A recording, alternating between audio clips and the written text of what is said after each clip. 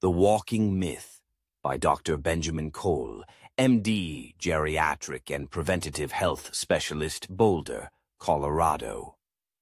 I've had the honor of practicing medicine for over 30 years, walking alongside my patients through many seasons of life, some joyful, some deeply painful. But perhaps the most important journey we take together is the one we travel in the later decades of life. This is when the body begins to whisper and sometimes shout for a different kind of care. Time changes us. Bones lose their density. Muscles slowly shrink. Balance becomes delicate. Joints, once fluid and forgiving, grow stiff and cautious. And yet, in my practice, one phrase echoes through nearly every room I enter. I walk every day. That's enough, right? It's said with confidence, sometimes pride, as if the act of walking alone is a protective charm against aging. And while walking is undoubtedly beneficial, it's not the whole story. This book is for every senior who has laced up their walking shoes with good intentions, believing they were doing all they could to stay healthy. It's for every daughter, son, grandchild, or caregiver who wants to help a loved one age not just longer, but better. And it's for every doctor, nurse, or health educator who's been asked, what else should I be doing? Because the truth is, walking alone is not enough. I don't say this lightly. I say this as someone who has treated thousands of older adults. I've seen walkers who fell because their balance had quietly diminished. I've seen daily steppers whose knees gave out from repetitive strain.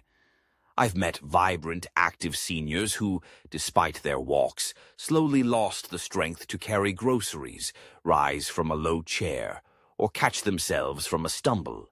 In this book, I'll show you why aging well requires more than just motion. It requires strategy. We'll explore the 5 essential domains that keep a body strong after 70. Strength training, to preserve the muscle you still have. Balance exercises, to prevent the fall before it happens. Flexibility and mobility work, to move freely and painlessly. Core and posture training, to support your spine and stability, joint-friendly movement, to reduce wear and protect comfort. Each chapter includes real stories from patients I've worked with, simple exercises you can do at home, and practical guidance backed by science. But more than that, I want this to be a gentle conversation, a companion for your journey. Because aging isn't something to be feared. It's something to be done well. If you or someone you love has ever wondered, what's the next step after walking? This book is for you. Let's take that next step together. Stay strong, stay steady, and stay curious. Muscles that disappear. Understanding sarcopenia. There's a quiet thief that moves through every aging body. It doesn't make headlines. It rarely causes sharp pain, but it can change everything. That thief is sarcopenia, the natural, progressive loss of muscle mass and strength that occurs as we age. Most people start to experience it in their 40s and 50s, but the effects become far more visible and far more dangerous after the age of 70. What's so insidious about sarcopenia is that it happens slowly. So slowly, in fact, that most people don't notice it until one day they can't carry a laundry basket upstairs, or they struggle to get up from a low couch, or their legs feel like jelly halfway through a grocery store. It's not because they stopped walking. It's because they stopped strengthening. What is sarcopenia? Sarcopenia is the age-related loss of skeletal muscle mass, quality, and function. According to multiple studies, adults can lose 3 to 8% of their muscle mass each decade after age 30, and the rate increases dramatically after 60. Muscles shrink, strength diminishes, and the consequences are serious: increased risk of falls and fractures, reduced ability to perform daily tasks like bathing or cooking, loss of independence, slower recovery from illness or surgery. The cause: A combination of hormonal changes, decreased activity, inflammation, poor nutrition, and perhaps most importantly, a lack of strength-based movement. Let me introduce you to someone. Robert's story. Robert was 74 when he came to my office. He was a proud man, retired military, always the first to volunteer at his church, the kind of guy who still ironed his shirts. He told me, "Doc, I walk 3 miles every day." I figured I was doing everything right. But then he hesitated. "Lately, I've been having trouble getting out of my chair, and my arms feel weaker. I dropped a skillet last week, just slipped right out of my hands." When we tested his grip strength and lower body power, the results were clear. Robert was developing sarcopenia. His walking routine had kept his heart healthy, but it had done very little for his muscle mass. The fix wasn't complicated, but it required intention. We added light resistance bands, chair squats, wall push-ups, 10 minutes a day, 5 days a week. Nothing extreme, nothing fancy. 6 months later, Robert was stronger. He stood taller. He told me, "I didn't realize how much I'd lost until I got it back." How to spot sarcopenia in yourself or a loved one. You don't need a lab to know if sarcopenia is creeping in. Ask these simple questions. Have you lost weight without trying, especially muscle tone? Do your arms or legs feel weaker than they used to? Do you have trouble rising from a chair without using your hands? Do you find yourself tiring more quickly during chores? These are early flags, and they're reversible. What you can do starting today. Here are 3 foundational strength exercises I recommend to nearly all my patients, over 70. Sit to stand, chair squats. Sit in a sturdy chair. Cross your arms over your chest. Stand up slowly without using your hands, then sit down again. Do 5 to 10 reps a day. Wall push-ups. Stand arm's length from a wall. Place your hands flat. Slowly lower your chest toward the wall, then push back. Start with 5-10 reps. Resistance band rows. Sit or stand. Hold a resistance band with both hands. Pull back like you're rowing a boat. Focus on squeezing your shoulder blades together. These movements are safe, scalable, and incredibly effective. If you're not sure where to start, start small. Even just 5 minutes a day can begin to shift your body's trajectory. Final thoughts on strength and aging. Sarcopenia is not a disease, it's a process. But like many processes, it can be slowed and in some cases partially reversed with consistency. Walking is good for your heart, but strength keeps you out of the wheelchair. If there's one thing I wish every older adult could understand, it's this. Muscle is not optional. It is freedom. It is protection. It is power. And it's worth fighting for. Stay strong. Strength that saves. Everyday exercises that protect independence. In medicine, we often talk about independence like it's a destination, a place we want older adults to reach and remain in as long as possible. But the truth is, independence is built, rep by rep, choice by choice, day by day. The most powerful tool we have to preserve independence isn't found in a bottle, a surgery, or a pill. It's strength.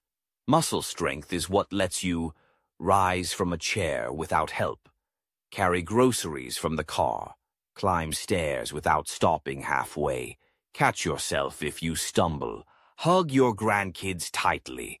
When you maintain your strength, you maintain your world. Why everyday strength matters. Most people think of strength training as something that happens in a gym with mirrors and machines. That image is outdated and honestly intimidating for many seniors. But strength doesn't need to be flashy. It just needs to be functional. Functional strength is what keeps your life moving. It's built through small, intentional movements that mimic everyday actions. And the best part? You can do most of it from the comfort of your home. Let me introduce you to a patient who proved this better than any study. Dorothy's comeback. Dorothy was 81 when I first met her. She was using a walker, and her daughter had moved in to help with bathing and meals. But Dorothy didn't want help. She wanted to reclaim her strength. We started small: chair squats, wall push-ups, light dumbbells for arm curls, twice a week, 10 minutes at a time. At first, she got tired quickly, but she stuck with it. And by month 3, she was standing taller. By month 6, she walked from the living room to the mailbox without assistance. By month 9, she told her daughter, "I can make my own breakfast again." What changed? Not her age, not her medications, her muscle. Building a simple strength routine at home. You don't need a gym membership to get strong. Here's a beginner-friendly routine I prescribe often. A. Lower body strength sit to stand, 10 reps. Strengthens thighs, hips, and glutes. Heel raises. 10 to 15 reps, stand and lift heels off the floor. Improves ankle stability. B. Upper body strength wall push-ups, 10 reps. Builds arm, chest, and shoulder strength. Bicep curls with soup cans, 10 to 12 reps. Great for daily lifting activities. C. Core and back seated torso twists, 10 reps each side. Strengthens obliques and improves spine mobility. Marching in, place while seated, 30 seconds. Engages abdominal and leg muscles, safely. Tips for success. Focus on form. Form over speed. Breathe. Inhale when lowering.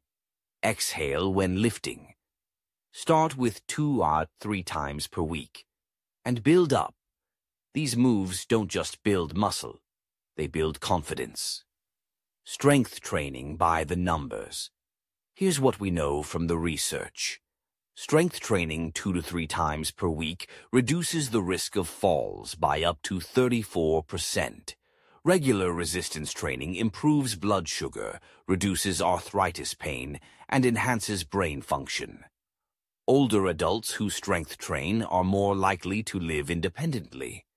It's not just about building muscle. It's about keeping your choices. The emotional impact of strength. When I ask patients how they feel after a few months of strength training, I don't just hear, "I feel stronger." I hear, "I feel more like myself." I don't have to wait for my son to take out the trash. I'm not scared to leave the house anymore. That's the real power of strength. It lifts more than your body.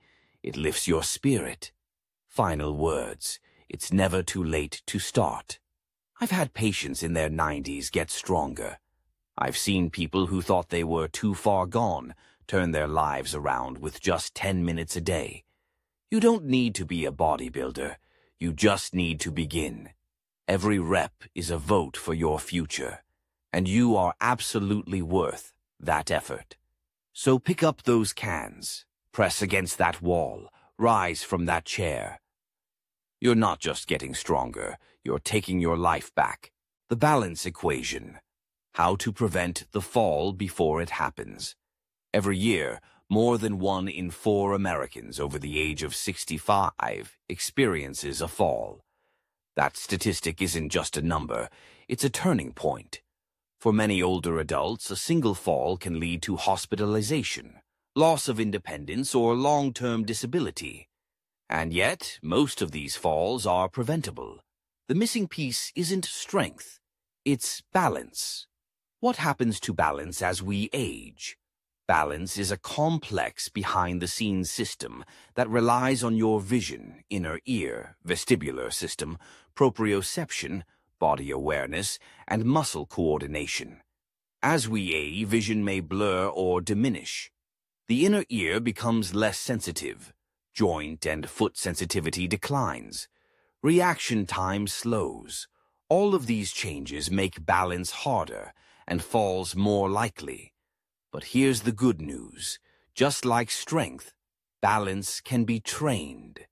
Edward's wake-up call. Edward was 76. He walked 2 miles every morning, ate well, slept well. He was the picture of health until the day he stepped off a curb and couldn't recover. It happened so fast, he told me. One moment I was walking. The next, I was on the ground. I didn't trip on anything.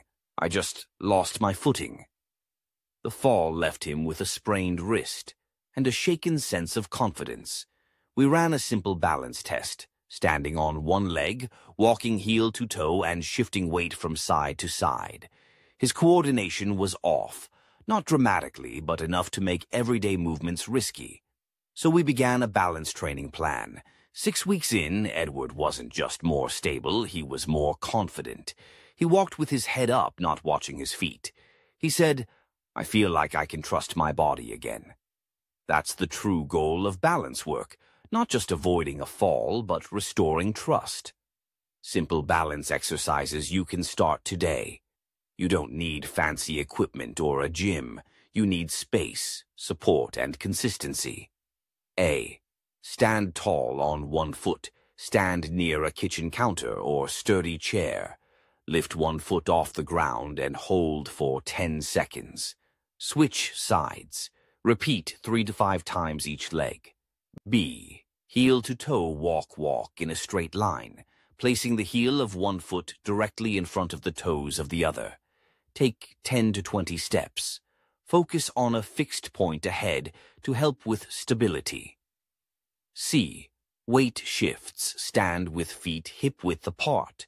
Slowly shift weight to one foot, then the other. Repeat 10 times. You'll activate stabilizing muscles. D. Sit and reach. From a seated position, reach forward with both hands toward your toes. Strengthens the core and challenges balance while seated. Tip. Always have a chair, wall, or person nearby when practicing balance drills, especially at the beginning. Hidden signs. Your balance is slipping. Sometimes balance issues sneak up on us. Here are some red flags to watch for. Grabbing furniture as you walk through a room, looking down constantly while walking. Trouble stepping sideways or backward, hesitating before climbing stairs or curbs. If any of these sound familiar, don't wait. Begin gentle balance exercises today. Why balance training is also brain training.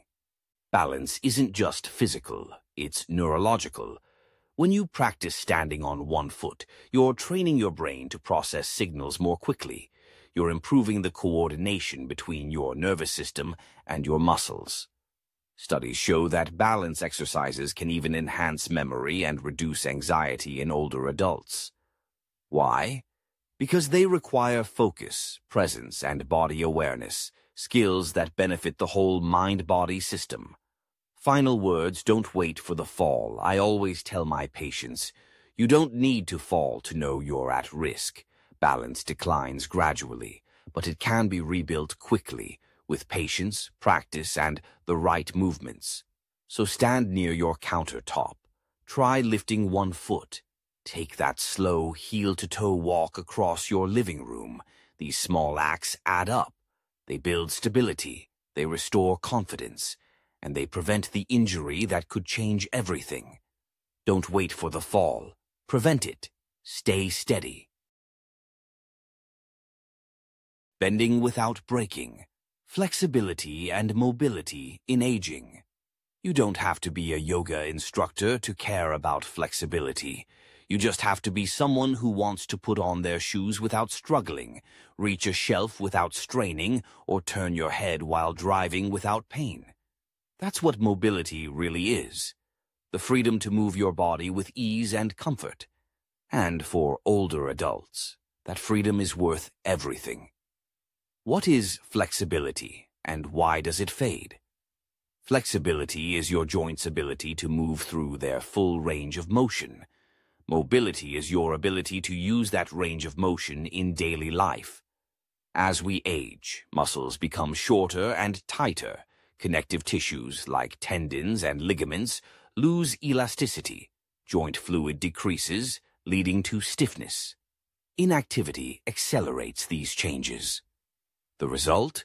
Movements that used to feel natural, bending down, twisting to grab a seatbelt, raising arms overhead, start to feel awkward, uncomfortable, or even painful.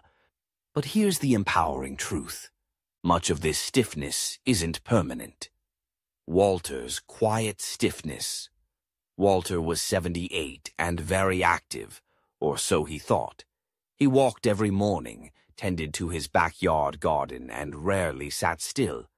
But he came to me complaining of shoulder tightness and neck stiffness. "I just feel stuck," he told me. When we did a quick mobility screen, it was clear. His muscles were tight and his joints were losing their range. We added 10 minutes of gentle stretching to his morning routine. Neck rolls, shoulder circles, seated twists, nothing extreme. A month later, Walter came in smiling. I reached the top cabinet without grunting.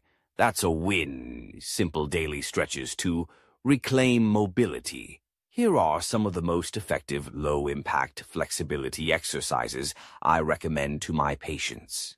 A. Neck and shoulders. Neck rotations. Slowly turn your head to the right, then left. Hold each side for 5 seconds. Shoulder rolls. Roll your shoulders forward 10 times, then backward 10 times. B. Upper body overhead. Reach. Raise both arms above your head. Stretch tall, then gently lower. Wall angels. Stand against a wall, arms bent at 90 degrees. Slide your arms up and down like a snow angel. C. Lower body. Ankle rolls. Sit or stand. Lift one foot and make slow circles with the ankle. Knee to chest, seated. While sitting, gently pull one knee toward your chest. Hold for 10 seconds. D. Spine and hips. Seated spinal twist. Sit tall. Place right hand on left knee. Gently twist. Hold and switch sides. Pelvic tilt. Seated. Sit on the edge of a chair. Tilt pelvis forward and backward to mobilize lower spine. Tips. Never stretch to pain, only to tension. Breathe slowly with each movement. Repeat each stretch 2 to 3 times daily. Why mobility matters more than ever after 70. When your body stiffens, your world shrinks. Stiffness doesn't just affect your joints, it affects your confidence. People who feel tight move less. They become cautious, and caution, over time, can become isolation. Mobility keeps you engaged. It allows you to get up from the floor if you've knelt down, turn while driving safely, dance at your granddaughter's wedding, move through life with less hesitation. The link between flexibility and longevity. A little-known truth. Flexibility is a predictor of mortality. Studies have shown that older adults who can easily rise from the floor without using their hands or perform basic mobility tests live longer, healthier lives. Why? Because mobility reflects overall resilience. It shows how well your body recovers, adapts, and stays connected. And perhaps just as importantly, staying mobile allows you to stay you, active, expressive, independent. Final words, keep reaching. You don't need to touch your toes or do the splits. You just need to stretch enough to live the life you love. So reach for that top shelf. Stretch toward the sky each morning. Twist gently in your chair while waiting for the kettle to boil. These small acts keep you supple, present, and prepared. Flexibility isn't about being young. It's about staying open to movement, to freedom, and to life itself. Stay flexible. The core of longevity, posture, spine, and breath. Take a look at someone standing in line at the pharmacy or sitting on a park bench. Chances are you can tell a lot about their health, not from their face or their clothes, but from the way they hold themselves. Posture speaks. It tells the story of confidence, energy, and years lived. And as we age, that story can shift from upright to hunched, from open to guarded. The cause isn't always obvious, but often it comes down to one thing: the core. What is the core, really? Many people think of the core as a six-pack or abdominal muscles, but in medical terms, your core is far more important than just appearance. The core includes deep abdominal muscles, transverse abdominis, pelvic floor muscles, obliques and rectus abdominis, erector spinae, lower back, diaphragm. Together, these muscles stabilize your spine, support your organs, and control your posture and breath. A weak core can lead to back pain, poor digestion, shallow breathing, and falls. Harold's slouch. Harold was 75 when his wife brought him in for chronic back pain. He'd also started stooping forward. "He's shrunk," she said, only half joking. On examination, I found nothing serious, no fracture, no disc issues. But Harold's core muscles were inactive. Years of sitting and avoiding exercise had caused his spine to lose its natural support. We began with just 2 exercises: pelvic tilts and seated breathing. Weeks later, Harold's posture had changed. He stood taller. His pain decreased. And best of all, he told me, "I can breathe deeper now." I didn't realize how hunched I was until I wasn't anymore. That's the power of core work. It gives you your shape and your breath back. Simple core exercises for older adults. You don't need planks or crunches to build a strong core. You need control, awareness, and breath. A. Seated pelvic tilts. Sit on the edge of a chair, feet flat. Gently arch your lower back, then tuck your pelvis under. Repeat 10 to 15 times. Focus on slow movement. B. Belly breathing.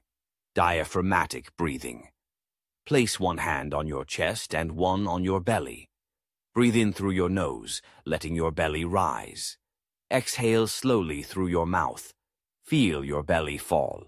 Repeat for 2 to 3 minutes daily. C. Seated torso twists. Sit upright, cross your arms over your chest. Twist gently to the right, then left. Keep your hips steady. Do 5 to 10 reps per side. D. Wall posture. Check. Stand against a wall, head, shoulders, and buttocks touching. Try to maintain that posture for 1 minute. Feel which muscles engage. Those are your posture muscles. Why posture and breathing are partners. As posture collapses, the chest cavity compresses. This limits lung expansion and leads to shallow breathing. Over time, this impacts oxygen levels, energy, and even mood. When you improve posture, your lungs open. Your heart has more space. Your brain gets more oxygen. That's why core work and posture aren't just physical. They're emotional and cognitive, too. What good posture feels like. Many seniors say, "I don't know what good posture is supposed to feel like anymore." Here's a simple checklist. Head aligned over shoulders, not forward. Shoulders relaxed, not raised. Chest open but not puffed. Belly engaged, not sucked in. Spine tall and supported. Good posture isn't stiff. It's active but at ease. Final words: rediscover your center. In martial arts and Eastern medicine, they speak of the center, the source of movement, strength, and power. In Western medicine, we call it the core. Regardless of the name, the message is the same. Find your center, and you'll find your strength. So sit tall, breathe deep, twist gently, tilt mindfully. Let every small movement remind your body, I am still strong, I am still centered, I am still here. Stay grounded, kind to your joints, how to move without wearing out. Some mornings your knees speak before you do. They creak, they protest, they whisper. Take it easy. For many older adults, joint pain becomes the background music of daily life. It's not just about aging, it's about the way we move through aging, because even healthy movement can hurt if it isn't joint-friendly. What's really happening to your joints after 70? Your joints are where two bones meet, cushioned by cartilage and lubricated by synovial fluid. These natural shock absorbers wear down over time. Here's what's changing. Cartilage thins and becomes less resilient. Joint fluid decreases, leading to more friction. Ligaments stiffen, reducing range of motion. Inflammation increases, especially with arthritis. These changes are normal, but they don't have to be debilitating. The key is not to stop moving, but to move smarter. Raymond's Rude Awakening. Raymond was 77 and proud of his walking routine. 4 miles a day, he told me, every single morning. But his knees weren't proud. They were swollen, tender, and stiff. X-rays showed mild osteoarthritis. Nothing severe. But his joints were tired. We swapped 1 walk per week for a swim at the community pool. Introduced gentle stretching. Added a stationary bike ride on Sundays. Within 2 months, his pain had decreased by 60%. He still walked, but smarter, not harder. Joint-friendly activities that protect and restore. You don't have to stop being active. You just have to choose activities that your joints thank you for. Here are some of my favorites for older adults. A. Water aerobics or swimming zero. Impact. Buoyancy reduces pressure on joints. Full body muscle engagement. B. Stationary, cycling, smooth, repetitive motion. Strengthens knees and hips without pounding. Great cardiovascular benefits. C. Tai Chi, slow, graceful movements. Improves balance, reduces stiffness. Shown to reduce joint pain in studies. D. Chair-based exercise, modified stretches and strength moves, ideal for those with limited mobility. Gentle on hips, knees, and spine. How to test if a movement is joint-friendly. Ask yourself, does it cause sharp pain during or after? If yes, stop. Do my joints feel swollen or inflamed the next day? Is my movement smooth or am I forcing it? Pain is information, not a punishment. It's your body saying, let's try another way. Support your joints from the inside out. Movement matters, but so do your habits. Here's how to care for your joints beyond exercise. Stay hydrated. Joint fluid depends on water. Eat omega-3s, salmon, flaxseed, walnuts, help reduce inflammation. Limit sugar and processed foods. These fuel joint inflammation. Watch your weight.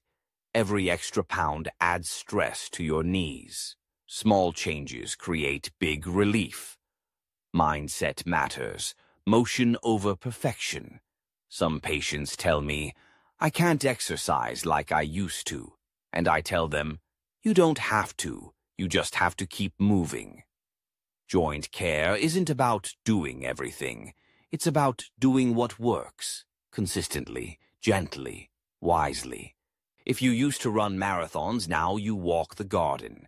If you used to bike the Rockies, now you pedal in place. It still counts. It still heals. It still matters. Healing beyond exercise, the role of food, herbs, and alternatives. What you eat and how you support your body internally can be just as important as how you move it. Foods rich in anti-inflammatory properties such as turmeric, ginger, leafy greens, and fatty fish help reduce joint pain and swelling. Herbal remedies like boswellia, willow bark, and devil's claw have shown potential in easing arthritis symptoms. Supplemental aids such as glucosamine and chondroitin can support cartilage health, while collagen peptides may improve joint elasticity. Alternative therapies like acupuncture, massage therapy, and gentle yoga are increasingly recognized for their role in reducing chronic pain and improving range of motion in seniors. Always consult your healthcare provider before starting any new supplement or therapy, but know that holistic healing offers a wide landscape of supportive, natural tools. Final words. Movement should feel like medicine. Your joints carry the stories of your life, every step, every lift, every embrace. Treat them with care. Choose movement that soothes, not punishes. And remember, mobility isn't about pushing through pain. It's about partnering with your body. So swim, stretch, sway through Tai Chi. Let your joints glide, not grind.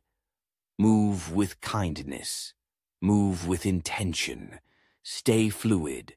The mind-body connection. Mental health and movement in aging. There's something quietly powerful about the way a person moves, not just their stride or their gestures, but the emotion behind it. You can tell when someone walks with hope or with worry, when they stretch with freedom or brace with fear. In older adults, every movement is both a physical and a psychological expression. That's why in this chapter we explore the deep and essential link between body and mind, the mind-body connection, and how movement plays a key role in preserving mental and emotional well-being. Movement as medicine for the mind. Exercise isn't just about muscles and bones. It profoundly affects mood regulation through serotonin and dopamine, memory and cognition via a brain-derived neurotrophic factor, BDNF, stress relief by lowering cortisol levels, self-worth by restoring a sense of agency. When older adults move, even gently, they send a signal to the brain. I'm still here. I'm still capable. This simple act shifts the mindset from passivity to participation. And that shift is often the first step in healing anxiety, depression, and even dementia-related symptoms. Meet Caroline. 81 and anxious Caroline had always been a sharp, active woman. But after a long hospital stay, she became fearful of falling and began avoiding movement altogether. Her mood declined. She became withdrawn. Instead of prescribing antidepressants first, we began with structured movement therapy, short walks, seated stretches, guided breathing. Within 6 weeks, her smile returned. I feel like myself again, she told me. Movement didn't just strengthen her body, it reawakened her confidence, joy, and resilience. Gentle movement to ease the mind. Here are a few low-impact exercises I recommend to support both physical and emotional well-being. A. Mindful walking. Walk in a quiet environment without distractions. Focus on each step, each breath. Observe thoughts without judgment. B. Seated yoga or chair flow, simple postures with breathing cues, reduces tension in neck, shoulders, and hips, promotes mindfulness and calm. C. Guided breathing, box breathing. Inhale for 4 counts, hold for 4 counts, exhale for 4 counts, hold for 4 counts, repeat for 5 minutes. D. Light, dance or rhythmic swaying. Move to music, slow waltz, jazz, or calming instrumental encourages joy, memory recall, and self-expression. These practices aren't just physical, they're psychological lifelines. The science. How movement changes the brain. Research shows that movement improves neuroplasticity, the brain's ability to form new connections. Cognitive reserve, buffering against dementia. Sleep quality, which deeply affects emotional health. Even 20 minutes of low-impact movement per day can decrease symptoms of depression by 30 to 50%, improve executive function and short-term memory, enhance creativity and decision-making. When the body moves, the brain lights up. Social movement, the emotional lift of community. Exercise classes, walking clubs, or dance groups offer more than fitness. They offer connection. Many seniors feel isolated, especially after retirement or the loss of loved ones. Movement in a group setting combats loneliness and reinforces a sense of purpose. Even virtual movement groups can bring a powerful sense of belonging. Final words: move your body, free your mind. Too often, seniors are told to be careful and rest. But I say, be aware, but don't stop moving. Because movement is not just physical therapy, it's emotional therapy. With every breath, every sway, every stretch, you're reminding your mind, I am alive, I am enough, I am still me. Stay centered, building a sustainable routine, making wellness a way of life. The hardest part of any health journey isn't the first step, it's the next 1,000. Anyone can stretch once, walk once, or take vitamins for a week.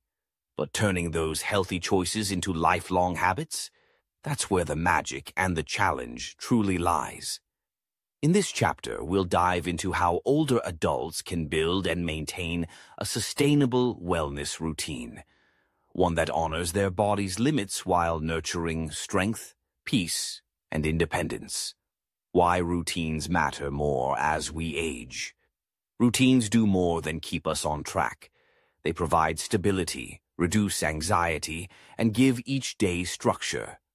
For seniors, consistent routines help reinforce memory through repetition, promote better sleep-wake cycles, circadian rhythm, create a sense of control and purpose, make it easier to stick with healthy behaviors. A reliable routine reduces the daily decision fatigue that can lead to skipping exercise, eating poorly, or isolating. What a balanced routine looks like after 70. A sustainable routine isn't packed with 10 different health habits. It's a gentle flow, simple, meaningful, and achievable. Here's a sample day for inspiration. Morning, 8 o'clock to 10 a.m. Gentle stretching, 5 to 10 minutes. Light breakfast with protein and fiber. 15-20 minutes of walking or balance exercise. Midday, 12 o'clock and 2 o'clock p.m. Healthy lunch with greens, omega-3s. Brief rest or nap, 20-30 minutes max. Light chore or hobby, gardening, knitting, reading. Afternoon, 3 o'clock to 5 p.m. Seated breathing or mindfulness practice. Phone call with a friend or family member. Short nature walk or Tai Chi, evening. 6 o'clock to 8 p.m. Light dinner. Soups, steamed veggies, fish. Warm shower or bath. Gentle stretching and reflection. Night. 9 o'clock to 10 and 12 p.m. Limit screens. Herbal tea. Chamomile. Lemon balm. Sleep in a cool, dark room. The goal is consistency, not perfection. The power of habit stacking. Habit stacking is a technique that pairs a new healthy behavior with an existing routine. For example, after brushing teeth, do 5 wall push-ups. After morning coffee, stretch hamstrings. After lunch, walk 10 minutes outside. This method makes it easier for the brain to adopt new behaviors because they're tied to something already familiar. Tools that support routine building. 1. Visual calendars. Hang a large calendar and mark exercise days with a star or sticker. This builds momentum. 2. Accountability. Buddies share goals with a friend or family member. Check in weekly. 3. Technology aids use apps like Stretch It, Pacer, or Calm to guide sessions and set reminders. 4. Environment cues. Leave your resistance bands near your favorite chair. Put your walking shoes near the door. Small environmental nudges equals big habit wins. Adapting to life's ups and downs. No routine is perfect. Illness, travel, mood changes. They all happen. What matters most is returning to your routine with compassion, not guilt. Even a 3-minute stretch counts. Even one deep breath matters. Consistency isn't about never missing a day. It's about never quitting altogether. Final words. Make it yours. Make it last. Your routine should feel like a rhythm, not a rule. Start small. Be kind to yourself. Adjust as needed. You're not chasing someone else's ideal. You're building a way of life that supports your energy, dignity, and joy. And every day you show up, even in the smallest way, you're investing in your future self. Stay steady. When to rest. When to push. Listening to the aging body. The aging body is a magnificent storyteller. Every ache, every sigh, every stretch. It's trying to tell you something. The challenge? Knowing when to listen and when to push.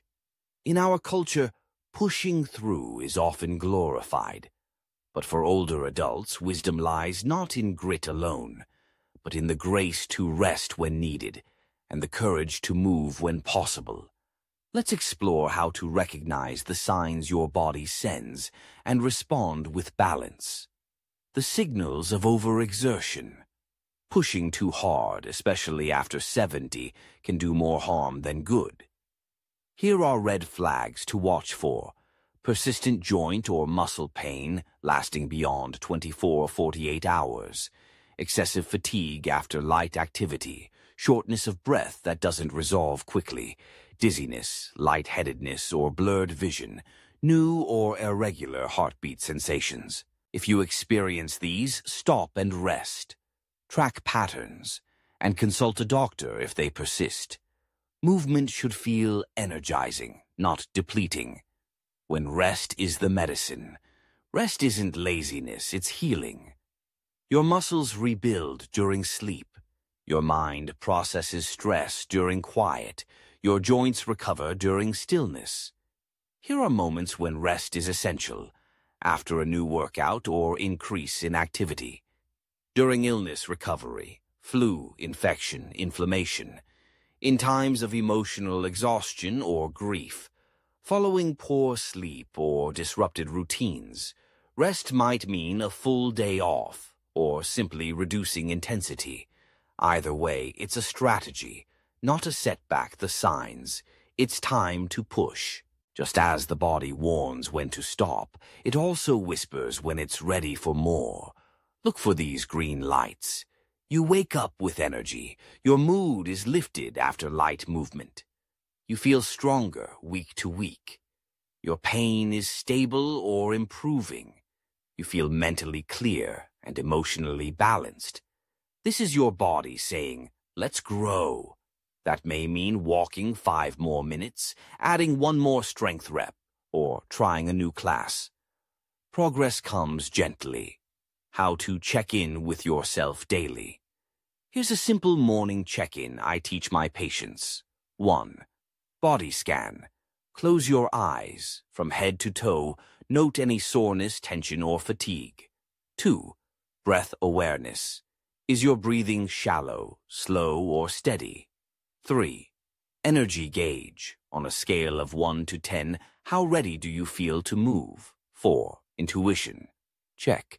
What does your body want today? Movement, rest, or something in between? Use these answers to guide your activity level. Restful movement. The best of both worlds. Rest doesn't mean immobility. There are healing forms of restful movement that soothe the body and mind without strain. Legs up the wall pose reduces swelling, calms nervous system. Gentle rocking in a chair stimulates balance, eases anxiety. Slow shoulder rolls or neck stretches. Lying down with deep belly breathing. These allow blood to flow, joints to stay mobile, and energy to return without overdoing it. Final words. Trust the messenger. Your body is not your enemy. It's your lifelong companion. The more you listen, the more it responds. Push when it says yes. Pause when it says no. And always treat it like the sacred vessel it is. Movement is wisdom in action, but so is rest. Stay attuned. The lasting legacy. Living fully. Leaving gently. There comes a time in every long life when the focus begins to shift. Not away from living, but toward living with deeper intention. Toward peace. Toward meaning. Toward the quiet work of legacy. In this final chapter, we explore what it means to live fully and leave gently, not in fear, but with clarity, dignity, and love. What legacy really means. Legacy isn't just what you leave behind. It's the imprint you make every day, the way you speak to others, the kindness you offer, the example you set in how you care for your own mind and body. You don't need wealth to leave a legacy. You need presence. You need choices that echo beyond today. Living fully. Even in later years, after 70, some people slow down because they feel they've done enough. But research and real-life wisdom show us that purpose fuels health. People who maintain hobbies, volunteer, mentor, travel, or learn new skills often experience less depression, maintain cognitive health longer, have lower mortality rates. It's never too late to learn an instrument, take a class, join a storytelling group, start a garden, travel to a place you've always dreamed of. Living fully means living awake. Preparing for the next chapter with grace. End-of-life conversations can feel uncomfortable, but they are gifts, both for ourselves and our families. Here's what I advise my patients to consider. Advance directives. Write down your healthcare wishes. Legacy letters. Write one letter to each loved one expressing what they mean to you. Life celebration planning. Instead of avoiding the topic of death, design a goodbye that reflects your joy and spirit. Memory projects. Create scrapbooks, recipe collections, or voice recordings that carry your story forward. These acts aren't about dying. They're about loving. The spiritual side of aging.